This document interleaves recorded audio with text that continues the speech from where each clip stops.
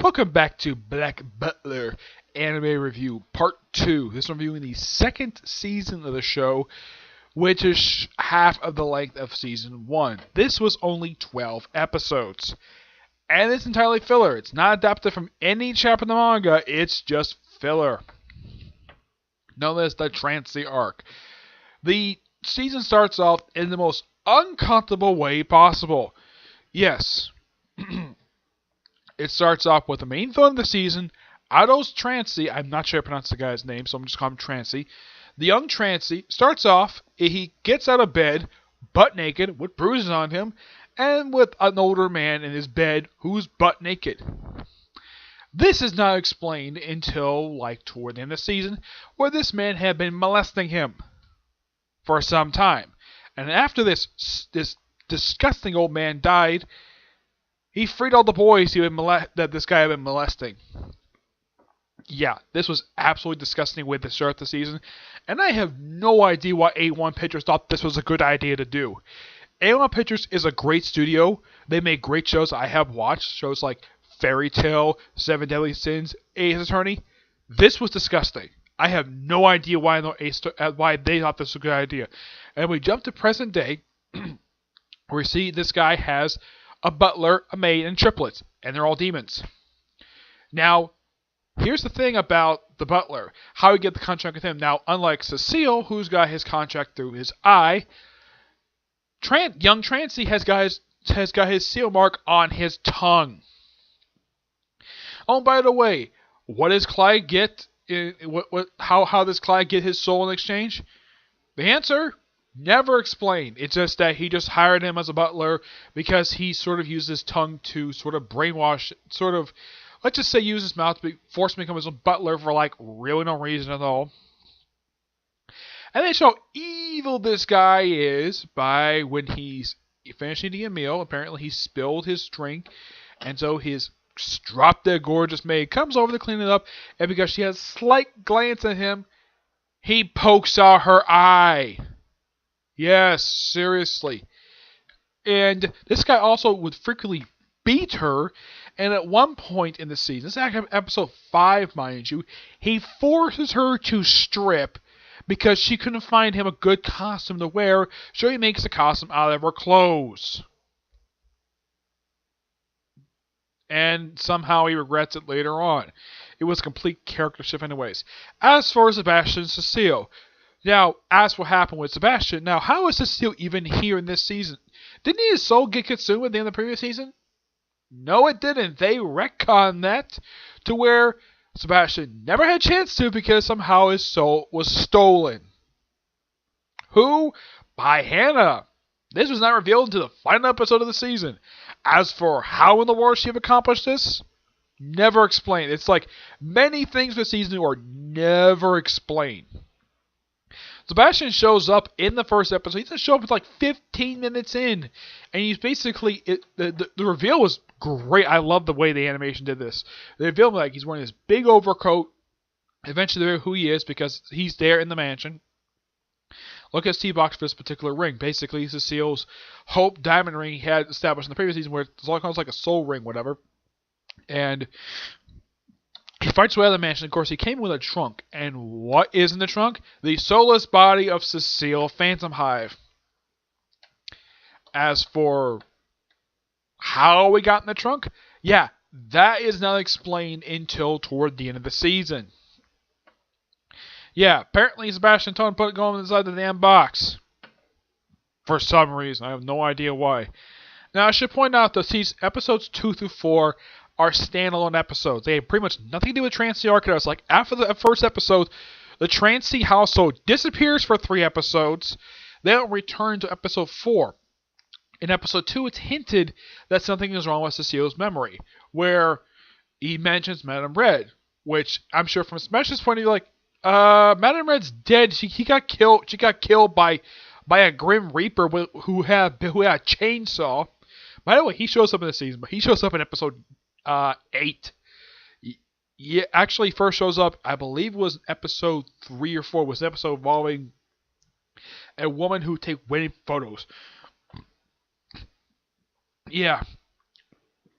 Let's see, what else? The second episode was a really good one. It's the first of 3 episodes that feature Lao, Ramen, the servants, and, of course, Elizabeth. First of 3 episodes. Yes, they only appear for 3 episodes. They appear in episode 2, episode 5, and episode 12. Yeah, it's kind of like the good supporting characters people like from last season. Let's just shove them aside for these really bad characters. The Trancy House. I mean, I like the Butler Clyde. He's very interesting, clever. The maid is smoking hot, and I think she's got an interesting character. The triplets are okay. But as for the guy who was their employer, he's a terrible person. I don't give a damn about him at all. And here's something I thought was really stupid about this season. They kill him off. Well, they apparently kill him off at episode 7. Like, oh no, he's not dead. He's still alive. Barely. And then he finally dies at the end of episode 8. Like, oh no, is he actually dead? Nope. Still alive via a soul ring. And basically, Cecile had to basically wear this ring for a few episodes for no reason at all. It's kind of like the last few episodes basically were put together writing-wise on the fly. Yes. Episode 5, the whole stripping thing, that happened because of a costume party. And this was a pretty interesting... Also, this was the first of 2 episodes to feature the Indian prince and his butler. First of 2 episodes. They appear in episode 5, and then they disappear, never to be seen again until the final episode of the season. As for what the heck they've been up to this whole season, never explained. It's like, oh, they're there for some reason, no idea why. And apparently, oh yeah, we couldn't exactly show up the house unexpectedly, even though they do that in the manga, and they basically freeload his house anyways. Excuse me. It's almost like any character like from last season are basically shoved to the side. Let's just show them for a few episodes and have them do, most of the time, a lot of them do absolutely nothing. Yeah, the 3 servants don't do very much at all. I mean, yeah, they take out, they have them do something for like 1 episode, episode 5. Aside from that, they do nothing. They don't contribute to the plot at all. I mean, Lao does more contribute to the plot this season than the air servants do. What does he do? In his first episode he appears, in which is episode 2, he starts a betting game. If he can find the stag, can't find the stag, or if Cecile and Elizabeth will break up. Yep. And his second appearance, he did a lot. He basically didn't do very much. It was more more of his assassin doing a lot more work. And I think Cecile probably owes her a favor for protecting his fiancée and his fiancée's smoking hot maid. Yeah, Paula. She's a beautiful woman. And I keep thinking, though, that maybe at some point one of the air servants might fall for her, like either the cook. My guess is probably the cook might fall for her. I don't think Sebastian. No, Sebastian is probably not interested in it at all. And how did she protect him? Apparently, she hid them from the whole craziness of this glass harmonica, which they show in flashback.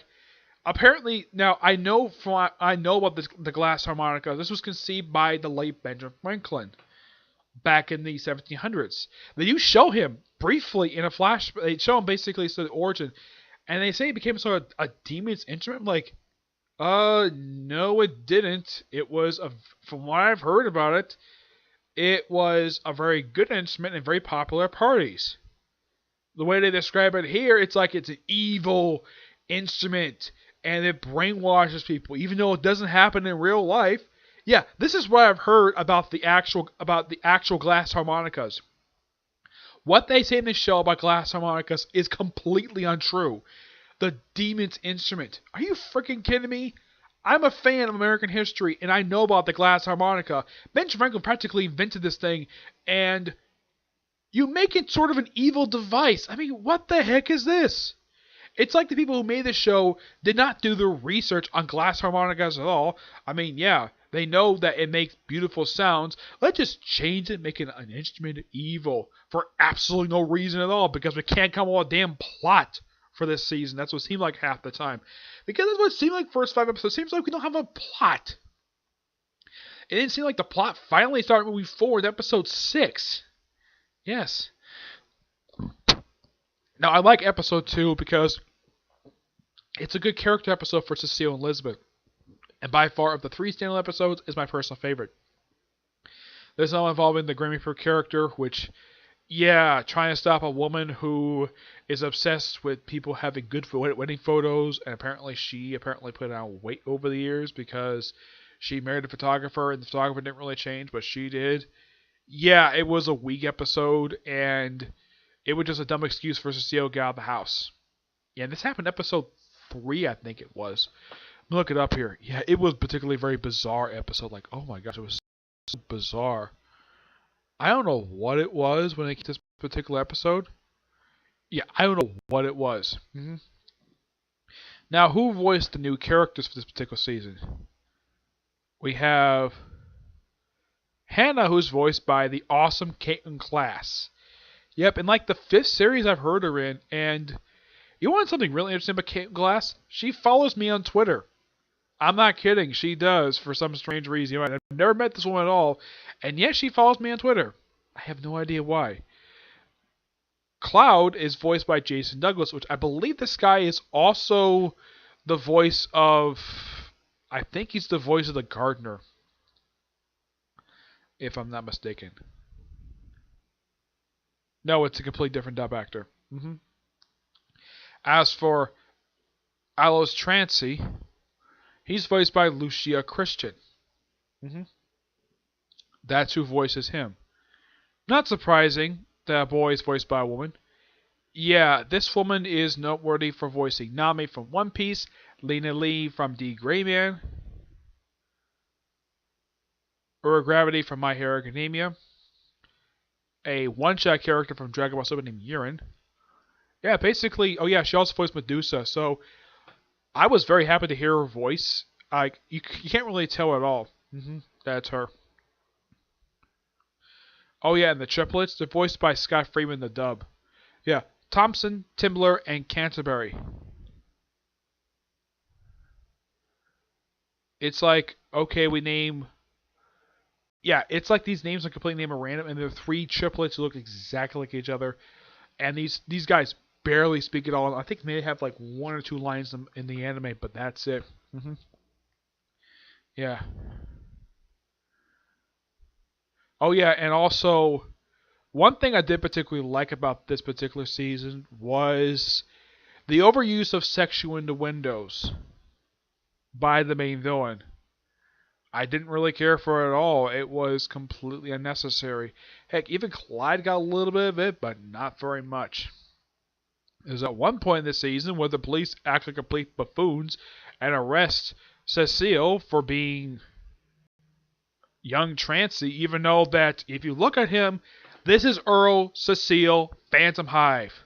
And he's like, call your commissioner. He knows exactly who I am. And these guys just blatantly arrest him because apparently they listened to a maid. Like, he claimed that this guy is Trancy, even though he looks nothing like him at all. Yeah, and why do they do this? So they can take him to a mental institute. For some reason, I have no idea why. It's really weird. Yeah, 4 is also a good episode as well. Involving like a bomb and use various characters. It feels like this one is just a good spy. It's like something out of the murder. It's like something out of Refresh with Love. This episode, the 4th one. Yeah. Excuse me. Also, the main villain wants Cecile for some reason. It's like he wants him for some reason. It's not explicitly explained why. And apparently he wants his servants to love him. As what kind of love? Never explained. And then by episode 7, we have a sword duel between Cecile and young Trancy. And young Trancy loses. Yeah, it's a good thing that Cecile is expert in fencing.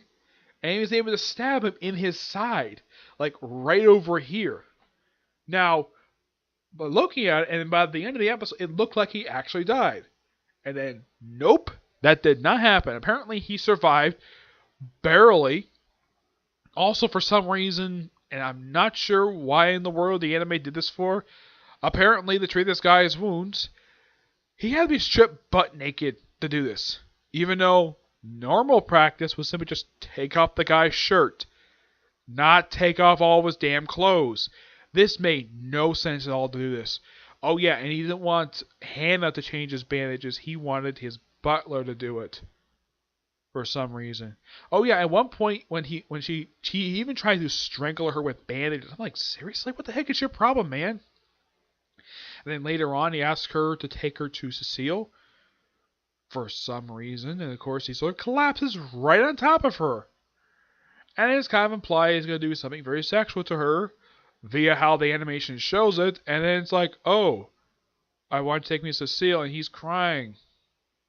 For some reason. I don't know why. And then, like, we have a good, like, there's an episode toward the end, like, right after he dies in episode 8. Of course, that's when the Grim Reaper shows up again. Yeah, it's always great to see this creepy guy, but he's just always a blast to see on screen. And he battles him. It was also in this episode 8 where they revealed that Hannah is a demon because she survived a stab wound from a chainsaw in the belly. Under normal circumstances, that would kill somebody. And she survived because she's a demon. Okay, whatever. Let's make her a demon for absolutely no reason at all. Of course, it's not revealed in a flashback that she was the one who burned down the village that young Trancy came from. Yeah. Oh, by the way, how did she accomplish this? Apparently, young Trancy's younger brother contacted her somehow, and even though it cost him his soul, he wanted her to kill her in the village except for this one prostitute who was nice to him, and burn the village because it makes his brother happy. Okay, and then after that, I was like, oh yeah, she ate his soul, and I'm like, that's the explanation you had for why the village had burned down the flashback? Yeah. It's particularly very weird. I love the maze stuff they do in episode 11. I thought that was fantastic storytelling right there. With the whole revelation. And of course, Cecile briefly taking over back over his own body to create these various questions for Sebastian to answer. Yeah. The final episode is just okay. It's a bit rushed of an ending. It's like, oh yeah, and this is the second time we've seen this happen.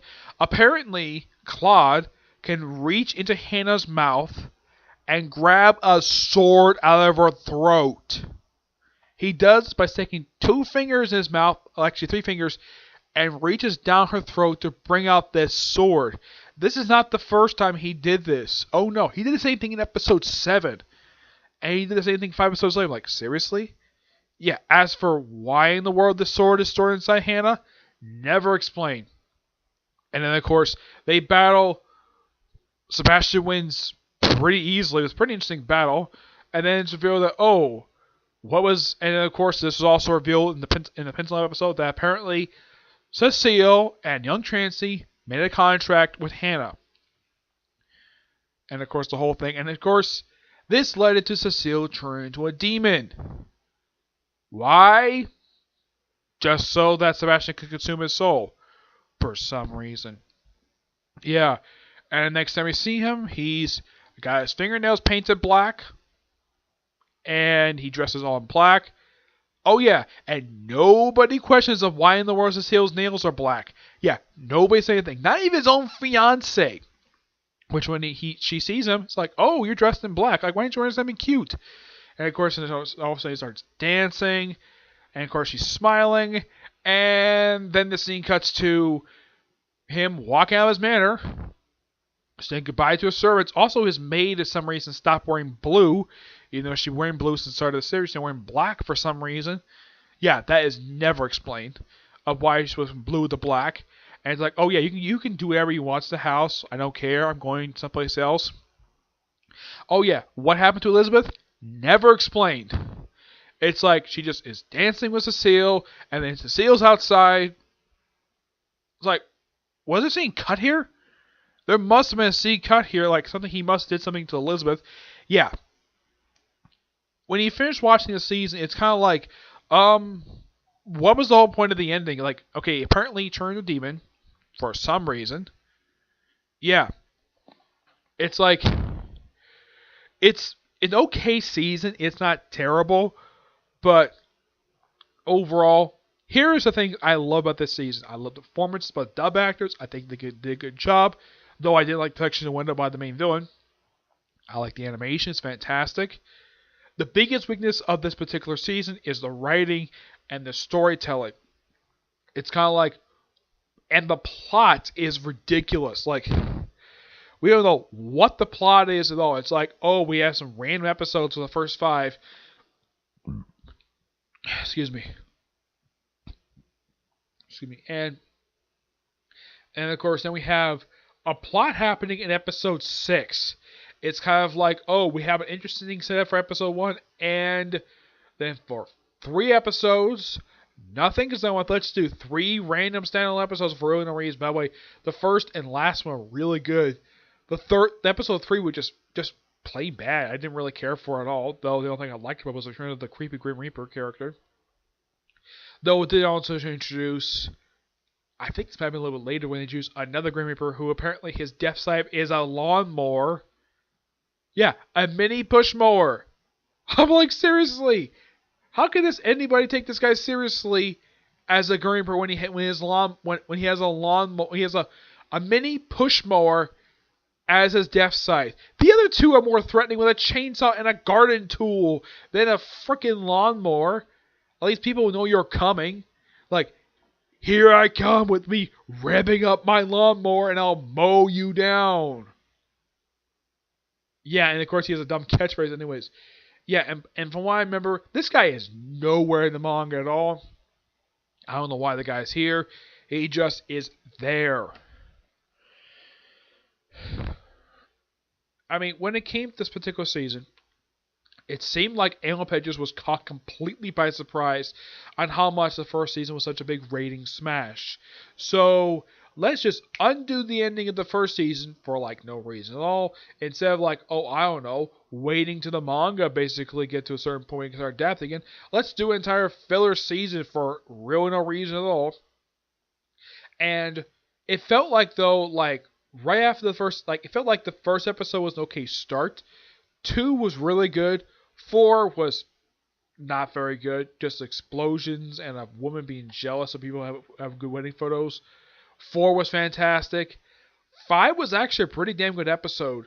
6, I kind of felt as though we finally got a plot for this season because it felt like that we didn't have a plot at all. And then we have a fight between 2 of the main characters, where one apparently dies. Where he looked like he died. Oh, nope. Let's just keep him alive for another episode for really no reason at all. It felt as though, if you look at the series, like, I would say the first 6 episodes were done really well writing-wise. And then, like, by the time episode arose, I was like, we just have to rush to the ending. Because here's my theory what happened with this particular season. I think A1 Pictures probably noticed, though, that the ratings were slipping. And they weren't as good as Season 1. So we had to rush to get to the end of the season. Because I kind of felt as though stuff was missing. And stuff wasn't explained. And also, apparently that Hannah, the smoking hot demonic maid, had fallen in love in a way with Luca. What kind of love? Is it motherly love? Is it sexual love? Never explained. And apparently she fell in love with her current master, even though how she was hired to work with him is barely explained. Yeah, and then Clyde kind of takes over as main villain for like 2 episodes before he brings back young Trancy in the picture for really no reason. Apparently his real name was Jim something. What was his real name? His real name was...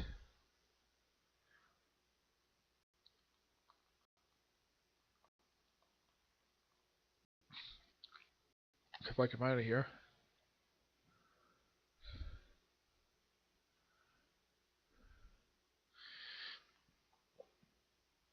Apparently his real name was Jim Mencken. That apparently was his real name. There was a really good character I did like that he appeared in this season. That was Vincent of Dagmar. He was over. He was. I love this character. This character is just so interesting to watch on screen. And I'm glad the fact they brought him back for this season. He only appeared for 2 episodes. Yeah, he just appears for the opening episode, and he appears again in episode 7, and that's it. And we never see this guy ever again. So yeah, pretty disappointing season. Yeah, though I do gotta say, the English dub actors do a fantastic job with this season. High praise to J. Mike Turner, the guy who voices Sebastian. He did an absolute fantastic job with this season. Yeah, it just seems like he just has a blast doing this series. As in the case of the woman who voices Cecile, I think she does a pretty dang good job. Mm-hmm. Yes. Though most people agree that the actual supporting cast gets shafted in this season by only appearing in like 3 or 4 episodes. Yep. That's just my opinion, anyways. Okay. So that's it for this particular review. Stay tuned for my review, my comic corner, which is due next, and then I have like 2 more videos. I'm hoping for like 1 more video for today, and that's my review of the newest episode of Ace Attorney. Aside from that, I am planning on watching the OVAs. I watched the first one. I have like 5 more to go. As for if I get a chance to finish up watching it today, I don't know. It's just a possibility. But yeah. Until I see you next review. Bye.